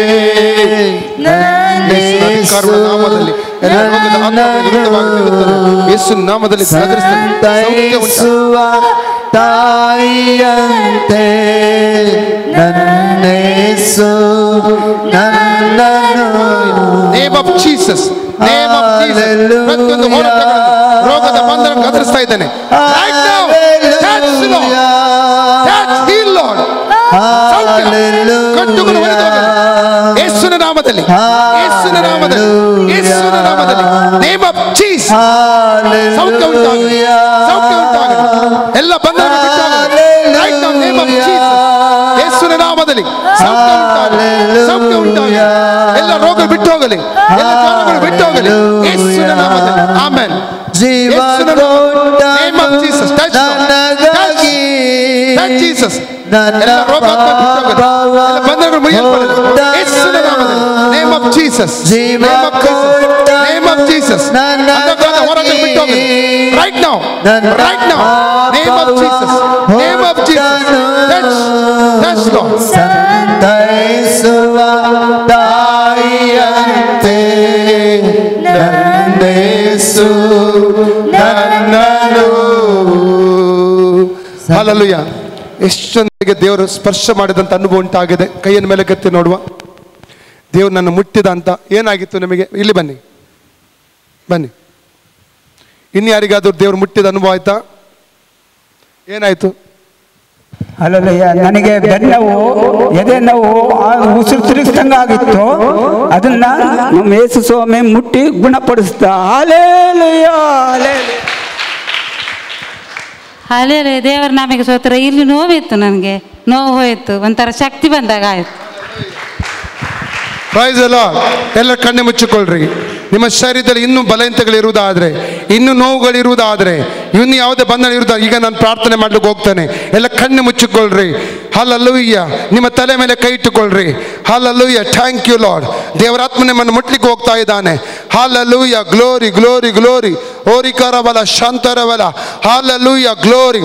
ನಜರೇತಿನ ಯೇಸುವಿನ ಅಧಿಕಾರದ ನಾಮದಲ್ಲಿ ಎಲ್ಲ ರೋಗಗಳನ್ನು ಗದರಿಸ್ತಾ ಇದ್ದಾನೆ. ಇವರ ಶರೀರದಲ್ಲಿ ಹೊರಡುವಂಥ ಅಂಧಕಾರದ ಶಕ್ತಿಗಳನ್ನು, ರೋಗದ ಆತ್ಮಗಳನ್ನು, ಎಲ್ಲ ವೇದನೆಗಳನ್ನು ಯೇಸು ನಮಗೆ ಗದರಿಸ್ತೇನೆ. ಎಲ್ಲ ಸೊಂಟ ನೋವುಗಳು, ಎಲ್ಲ ಗಂಟು ನೋವುಗಳು, ಎಲ್ಲ ರೀತಿಯ ಹೊಟ್ಟೆಯಲ್ಲಿರುವಂಥ ಸಮಸ್ಯೆಗಳು, ಎಲ್ಲ ಗ್ಯಾಸ್ಟ್ರಿಕ್ಗಳು, ಎಲ್ಲ ಅಲರ್ಜಿಗಳು, ಎಲ್ಲ ಅಥ್ಲೆಟಿಕ್ಸ್ಗಳು, ಎಲ್ಲ ವಿಧವಾದ ತಲೆವೇದನೆಗಳು, ಎಲ್ಲ ಮೈಗ್ರೇನ್ಗಳು, ಎಲ್ಲ ಜ್ವರಗಳು, ಎಲ್ಲ ಕಫಗಳು, ಎಲ್ಲ ಟಿಬಿಗಳು, ಎಲ್ಲ ಕ್ಯಾನ್ಸರ್ಗಳು, ಎಲ್ಲ HIV-ಗಳು, ಎಲ್ಲ ವಿಧವಾದ ಮಾರಕ ರೋಗಗಳು, ಪ್ರತಿಯೊಂದು ರೋಗಗಳಿಗೆ ನಜರೇತಿನ ಯೇಸುವಿನ ನಾಮದ ಅಪ್ಪಣೆ ಕೊಡ್ತಾನೆ. ಈಗಲೇ ಇವರ ಶರೀರವನ್ನು ಬಿಟ್ಟು ಹೋಗಿ ಎಂದು ಆಜ್ಞಾಪಿಸ್ತಾನೆ. ಲೂಕ 10:19 ಹಾವುಗಳನ್ನು, ಚೇಡುಗಳನ್ನು, ವೈರಿಯ ಸಮಸ್ತ ಬಲವನ್ನು ತುಳಿದಕ್ಕೆ ಅಧಿಕಾರ ಶಕ್ತಿ ನನ್ನ ಯೇಸು ಕೊಟ್ಟಿದ್ದಾನೆ. ಆದ್ರಿಂದ ಯಾವುದೇ ಕೇಡು ಮಾಡುವುದಿಲ್ಲ ಎಂದು ಯೇಸು ಹೇಳಿದ್ದಾನೆ. ಯೇಸು ಕ್ರಿಸ್ತನ ಅಧಿಕಾರ ನಾಮದಲ್ಲಿ ಇವರಿಗೆ ಸೌಖ್ಯ ಉಂಟಾಗಲಿ, ಪವಿತ್ರಾತ್ಮನ ಅಭಿಷೇಕ ಇವರ ಮೇಲೆ ಇಳಿಯಲಿ. ರೈಟ್ ನೌ ದೇವರಾತ್ಮನ ಸ್ಪರ್ಶ ಉಂಟಾಗಲಿ, ದೇವರಾತ್ಮನ ಸ್ಪರ್ಶ ಉಂಟಾಗಲಿ, ದೇವರಾತ್ಮನ ಸ್ಪರ್ಶ ಉಂಟಾಗಲಿ. ದೇವರ ಕರ ಇಳಿಯಲಿ ಪ್ರತಿಯೊಬ್ಬರ ಮೇಲೆ. Right now, name of Jesus, name of Jesus, name of Jesus, name of Jesus, name of Jesus. Amen. ಯಾರಿಗಾದರೂ ಸೌಖ್ಯದ ಹಲ್ಲೆಲೂಯಾ, ಪ್ರೈಸ್ ದ ಲಾರ್ಡ್. ನನಗೆ ಯಾವಾಗಲೂ ಮಾತನಾಡುವಾಗ ತುಂಬ ಗಂಟಲಲ್ಲಿ ಹಿಡಿಯುತ್ತಾ ಇತ್ತು. ನನಗೆ ಡಾಕ್ಟ್ರು ಕೂಡ ಹೇಳಿದರು, ಅದು ಗಂಟಲಲ್ಲಿ ನಿಮಗೆ ಹಿಡಿತಾ ಉಂಟು, ಕಂಟಿನ್ಯೂಸ್ ಆಗಿ. ನಾನು ಟೀಚಿಂಗ್ ಮಾಡ್ತಿದ್ದೆ ನನ್ನ ಕಾಲೇಜಲ್ಲಿ. ನನಗೆ ಕಂಟಿನ್ಯೂಸ್ ಆಗಿ 45 ಮಿನಿಟ್ಸ್ವರೆಗೆ ನೀನು ಮಾತನಾಡಬಾರ್ದು, ಯಾವಾಗಲೂ ನೀರು ಕುಡಿತಾ ಇರಬೇಕು ಅಂತ ಹೇಳ್ತಾ ಇದ್ರು. ನಾನು ಅದಕ್ಕಾಗಿ ಇವತ್ತು ಪ್ರಾರ್ಥನೆ ಮಾಡಿದ್ದೆ. ನನಗೇನೋ ಒಂದು ಮೈಯಲ್ಲಿ ಶಕ್ತಿ ಬಂದಾಗ ಆಯಿತು, ಇಲ್ಲಿಂದ ಏನೋ ಹೊರಟು ಹೋದಾಗೆ ಆಯಿತು. ದೇವರಿಗೆ ಕೋಟಿ ಕೋಟಿ ಸ್ತೋತ್ರ. ಇನ್ಯಾರ್ದಿದ್ದೀರಾ? ಪರೀಕ್ಷೆ ಮಾಡಿ ನಿಮ್ಮ ಶರೀರವನ್ನು. ಇದ್ದೀರಾ ಯಾರಾದರೂ? ಎಷ್ಟು ಜನರಿಗೆ ದೇವರ ವಿಶೇಷ ಸ್ಪರ್ಶ ಬೇಕು? ಎಷ್ಟು ಜನ ಬಯಸ್ತೀರಿ ಇದ್ದವರಲ್ಲಿ? ಓಕೆ, ನಿಮ್ಮ ಮುಂದಕ್ಕೆ ಬನ್ನಿ, ಇಲ್ಲಿ ಬನ್ನಿ, ಇಲ್ಲಿ ಬನ್ನಿ, ನಾನು ಪ್ರೇಯರ್ ಮಾಡ್ತೇನೆ. ಬನ್ನಿ ಇಲ್ಲಿ. ದೇವರ ಸ್ಪರ್ಶ ನನಗೆ ಬೇಕು, ವಿಶೇಷವಾದಂಥ ಸ್ಪರ್ಶ ನನಗೆ ಬೇಕು. ಪ್ರಾರ್ಥನೆ ಮಾಡಿ ನನಗಾಗಿ ಎಂದು ಹೇಳುವವರು ಈ ಲೈನಲ್ಲಿ ಬಂದು ನಿಲ್ಲಿ. Hallelujah, thank you lord. ಆರಾಧನಾ ತಂಡ ಮೇಲಕ್ಕೆ ಬನ್ನಿ. Hallelujah, glory Jesus, thank you lord. ರಾಜ ರಾಜ ನಿನಗೆ ಆರಾಧನೆ, ಯೇಸು ದೇವಾ ನಿಮಗೆ ಆರಾಧನೆ. ನನ್ನ ರಾಜ ರಾಜ ನಿಮಗೆ ಆರಾಧನೆ, ಯೇಸು ದೇವಾ ನಿಮಗೆ ಆರಾಧನೆ. ನೀ ಎಷ್ಟೊಂದು ಸುಂದರ, ನೀ ಎಷ್ಟೊಂದು ಮಾಧುರ, 10,000ಗಳಿಗಿಂತ ಶ್ರೇಷ್ಠನಾದ ದೇವರು. ನೀ ಎಷ್ಟೊಂದು ಸುಂದರ, ನೀ ಎಷ್ಟೊಂದು ಮಾಧುರ, 10,000ಗಳಿಗಿಂತ ಶ್ರೇಷ್ಠನಾದ ದೇವರು. ರಾಜ ರಾಜ ನಿಮಗೆ ಆರಾಧನೆ, ಯೇಸು ದೇವಾ ನಿಮಗೆ ಆರಾಧನೆ. ನನ್ನ ರಾಜ ರಾಜ ನಿಮಗೆ ಆರಾಧನೆ, ಯೇಸು ದೇವಾ ನಿಮಗೆ ಆರಾಧನೆ. ನೀ ನನ್ನ ರಕ್ಷಕನು, ನೀ ನನ್ನ ಬೋಧಕನು, ನನ್ನನ್ನು ಪೋಷಿಸುವ ನನ್ನ ಒಳ್ಳೆಯ ದೇವರು. ನೀ ನನ್ನ ರಕ್ಷಕನು, ನೀ ನನ್ನ ಬೋಧಕನು, ನನ್ನನ್ನು ಪೋಷಿಸುವ ನನ್ನ ಒಳ್ಳೆಯ ದೇವರು. ರಾಜ ರಾಜ ನಿಮಗೆ ಆರಾಧನೆ, ಯೇಸು ದೇವಾ ನಿಮಗೆ ಆರಾಧನೆ. ನನ್ನ ರಾಜ ರಾಜ ನಿಮಗೆ ಆರಾಧನೆ, ಯೇಸು ದೇವಾ ನಿಮಗೆ ಆರಾಧನೆ. ನನ್ನ ಬಾಳಿನ ಜ್ಯೋತಿಯು, ನನ್ನ ಹೃದಯದ ದೀಪವು, ನನ್ನ ಬೆಳಕನ್ನು ಹತ್ತಿಸುವ ನನ್ನ ಒಳ್ಳೆಯ ದೇವರು. ನನ್ನ ಬಾಳಿನ ಜ್ಯೋತಿಯು, ನನ್ನ ಹೃದಯದ ದೀಪವು, ನನ್ನ ಬೆಳಕನ್ನು ಹತ್ತಿಸುವ ನನ್ನ ಒಳ್ಳೆಯ ದೇವರು. ರಾಜ ರಾಜ ನಿಮಗೆ ಆರಾಧನೆ, ಯೇಸು ದೇವಾ ನಿಮಗೆ ಆರಾಧನೆ. ನನ್ ರಾಜ ರಾಜ ನಿಮಗೆ ಆರಾಧನೆ, ಯೇಸು ದೇವಾ ನಿಮಗೆ ಆರಾಧನೆ. ಎಲ್ಲರೂ ಆರಾಧಿಸಿ ಸ್ತೋತ್ರ ಮಾಡಿ. ಓರಿಕಾ ಶಕರಬಲ ಟಚ್ ಟಚ್ ಜೀಸಸ್ ಟಚ್. ಒಬ್ಬೊಬ್ಬರನ್ನು ಮುಟ್ಟು ಸ್ವಾಮಿ, ನಿನ್ನ ಕರದಿಂದ ಒಬ್ಬೊಬ್ಬರು ಸ್ಪರ್ಶಿಸು, ಒಬ್ಬೊಬ್ಬರು ಓರಿಕಾ ಶತುರಮನ ಹಸ್ತರ್ ಕಡಗಾರಿ ಅಂತರ ಬಲ touch touch touch Holy Spirit touch touch. Name of Jesus, name of Jesus, name of Jesus touch. Name of Jesus, name of Jesus, name of Jesus, name of Jesus. Yes, touch Holy Spirit, touch Holy Spirit, touch, touch Lord, touch Lord, touch Lord. Orika shakarabala, ribarabala, shiantarabala. Yes, Holy Spirit, Holy Spirit, come Lord, touch Lord, touch Lord, touch Lord, touch Holy Spirit, touch, touch, touch, touch Lord, touch. Name of Jesus, name of Jesus, touch Lord, touch Lord. Orika rabaka shakarabala. Yes, Ori baba baba, touch, fire, fire, fire. Yes, yes. Orika rabala, touch, touch. Name of Jesus, name of Jesus, name of Jesus, name of Jesus. Touch, touch, touch, touch Holy Spirit, touch, touch. Name of Jesus, name of Jesus. Orika rabala, touch, touch.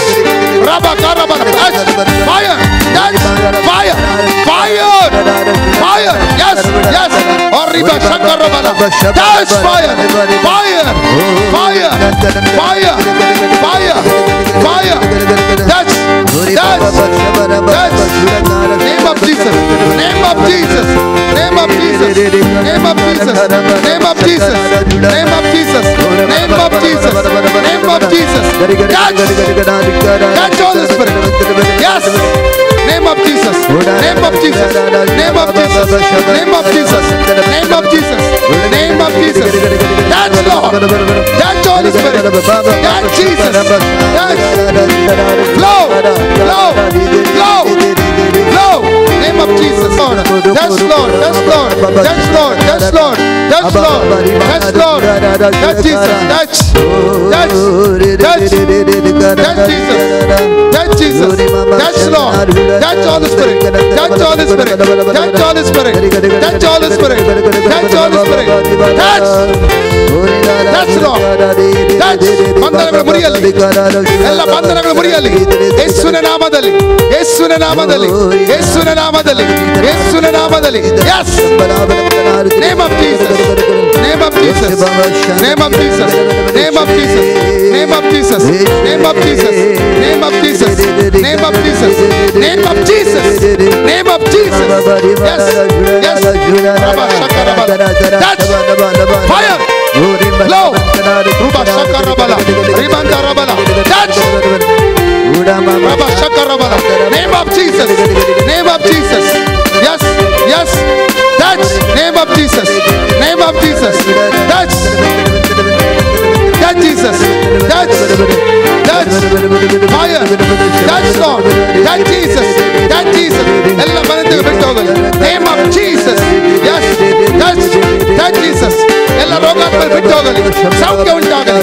Name of Jesus, name of Jesus, name of Jesus, name of Jesus, name of Jesus, name of Jesus. Touch, touch, touch, touch, touch Jesus. Fire, Jesus, name of Jesus. ಯೇಸುವಿನ ನಾಮದಲ್ಲಿ. Yes, touch, touch, fire, fire, fire, fire, fire, fire, fire, fire, fire, fire, fire, fire.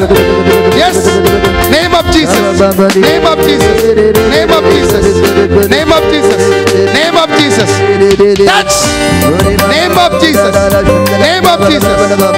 Yes, name of Jesus, name of Jesus, name of Jesus. Heal Lord, heal Lord. Saukya, Saukya.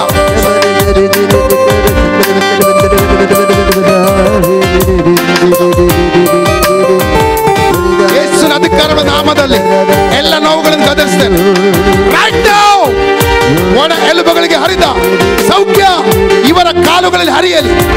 ನಾಮದಲ್ಲಿ ಶರೀರದಲ್ಲಿ ಹರಿಯಲಿ. ಅತ್ತ ಸೋಡು ಅತ್ತ ಬಳೆ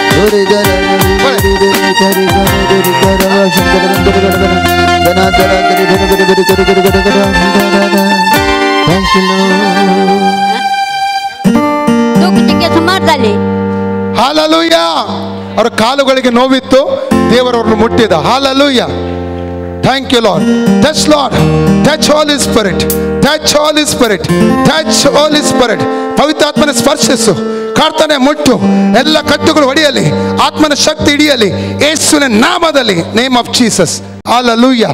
Touch, Lord. Touch Jesus. Touch Jesus. Touch, Lord. Touch, Lord. Touch Jesus. Touch Holy Spirit. Touch Holy Spirit. Fire. Fire. Yes. Yes. Yes. Flow. Flow. Flow. Name of Jesus. Name of Jesus. Name of Jesus. Name of Jesus. Hallelujah. Touch, Lord. Touch Jesus. ಕರ್ತನೆ ಮುಟ್ಟು ಸ್ವಾಮಿ, ಇವರು ಸ್ಪರ್ಶಿಸು. Yes, ಆತ್ಮದಿಂದ ತುಂಬಿಸು. Right now. Name of Jesus. Name of Jesus. Name of Jesus. Hallelujah. Glory. Glory, Lord. Glory, Jesus. Touch Holy Spirit. Touch Jesus. Touch Jesus.